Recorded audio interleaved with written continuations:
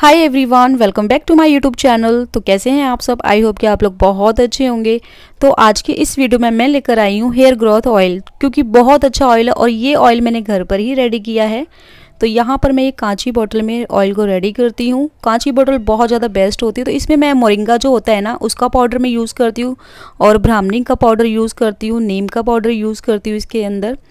और इसके अंदर लेती हूँ कैस्टर ऑयल। कैस्टर ऑयल तो हर किसी के पास अवेलेबल होता है। एंड यहाँ पर ये है जो अलसी के बीज होते हैं ना, वो है। और ये हमारा हीरो इंग्रेडिएंट सरसों का तेल।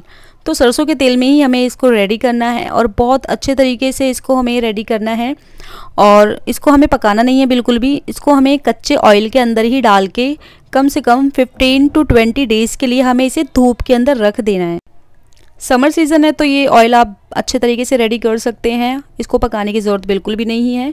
इन सारे इंग्रेडिएंट को इसके अंदर मिक्स कर देना है। देन इसको, जैसे कि मैंने आपको बताया कि 15-20 दिन के लिए आप इसे धूप के अंदर रख दें, तो इसे अच्छे से धूप दिखा दें। फिर इसे आप अपने बालों में लगाइए और आपके बालों का जब आप रिज़ल्ट देखेंगे ना, आपको बहुत ज़्यादा बेहतर रिज़ल्ट मिलेगा। इससे क्या होता है ना, बालों की ग्रोथ बहुत अच्छी तरीके से होती है और जो फ्रिजी हेयर हो जाते हैं, बाल रफ हो जाते हैं, तो उनकी जो प्रॉब्लम्स होती है ना, वो दूर हो जाएगी बहुत जल्द।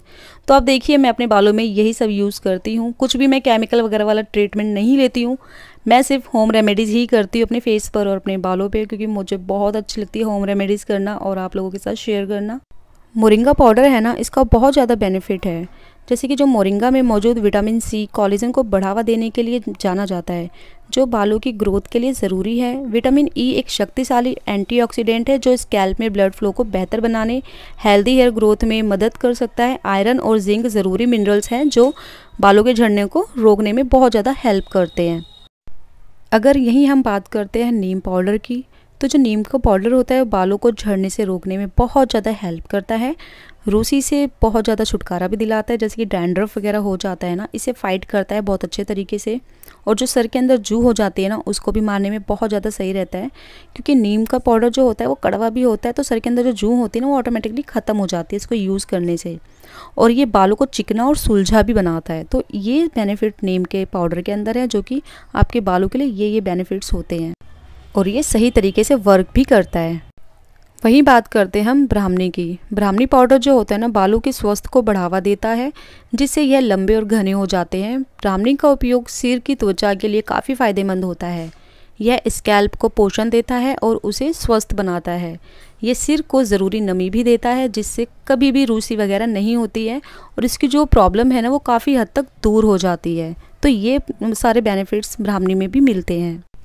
अब वहीं हम बात करते हैं कैस्टर ऑयल की। कैस्टर ऑयल अपने आप में बहुत ज़बरदस्त इंग्रेडिएंट है। इसे हीरो इंग्रेडिएंट भी कहा जाता है। जैसे कि ये बालों की ग्रोथ को बढ़ाने और बालों के झड़ने को कंट्रोल करता है। स्कैल्प इन्फेक्शन और डैंड्रफ से भी लड़ता है। दो मुँहे बालों को भी कम करता है। नेचुरल कंडीशनर और मॉइस्चराइज़र के रूप में भी काम करता है। तो ये सारे बेनिफिट कैस्टर ऑयल के अंदर है। कैस्टर ऑयल अपने आप में बेहतरीन है और ये बहुत अच्छे तरीके से वर्क भी करता है। तो मैं जैसे कि ऑयल वगैरह यूज़ करती हूँ ना सर में लगाने के लिए, तो उसमें थोड़ा सा कैस्टर ऑयल ज़रूर डालती हूँ, क्योंकि ये बहुत बेस्ट माना जाता है अपने आप में और इसके काफ़ी सारे बेनिफिट्स भी हैं।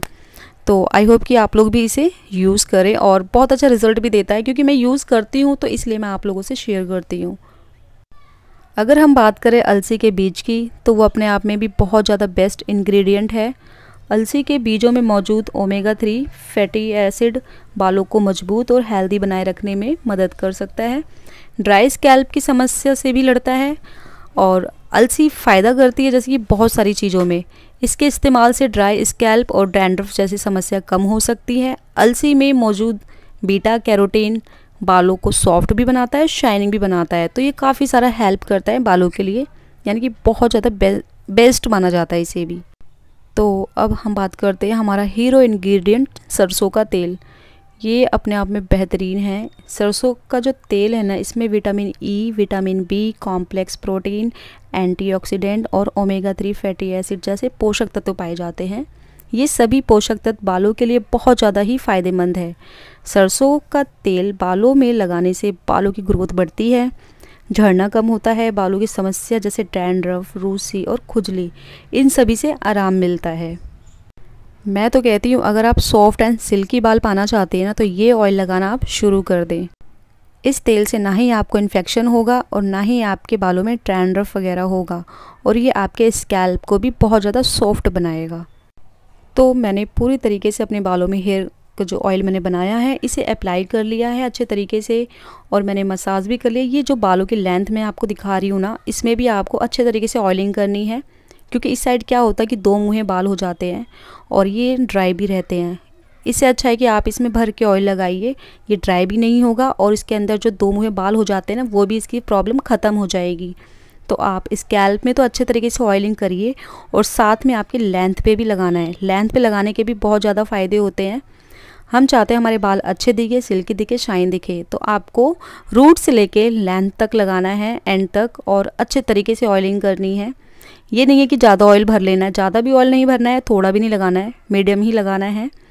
और आधे घंटे के बाद आप अपने बालों को वॉश कर लीजिए अच्छे तरीके से। तो यहाँ पर मैंने ऑयल लगाने के बाद अच्छे से मसाज वगैरह भी कर लिया है। तो यहाँ पर आप देख सकते हैं मैं पूरा अच्छे तरीके से लगा चुकी हूँ बालों में ऑयल।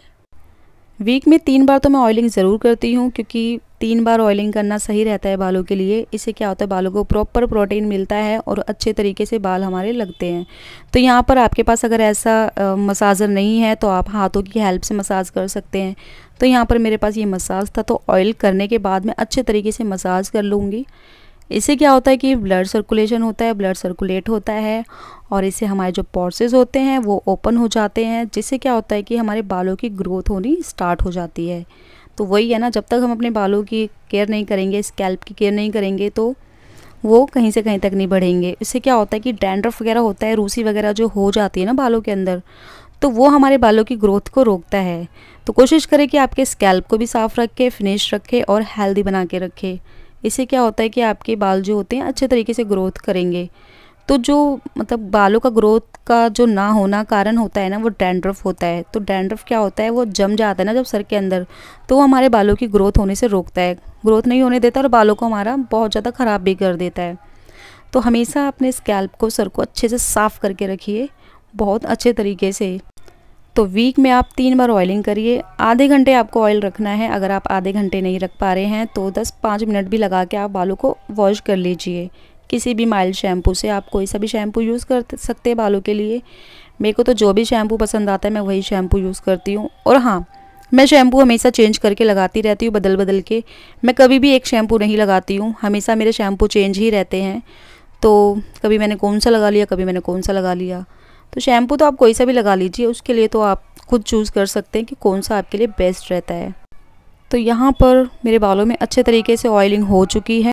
तो फाइनली अब मेरे बालों में अच्छे तरीके से ऑयल लग चुका है गाइस। तो अब मैं क्या करूँगी, आधे घंटे के बाद वॉश कर लूँगी, और वॉश करने के बाद मैं हल्की सी धूप में सुखा लूँगी इसको। और वैसे भी समर सीज़न है, ये इजीली सूख जाएंगे बाल, इतना भी ठंड वगैरह नहीं है अब, क्योंकि समर आ गई हैं। तो अब मैं अच्छी अच्छी रेमेडीज़ वगैरह आप लोगों के लेकर आती रहूँगी और आपके साथ शेयर करती रहूँगी, और थोड़ा सा स्किन वगैरह के लिए भी लेकर आती रहूँगी। तो गाइस, अगर आपको वीडियो अच्छी लगी तो सब्सक्राइब कर देना, लाइक कर देना, शेयर कर देना। बाय।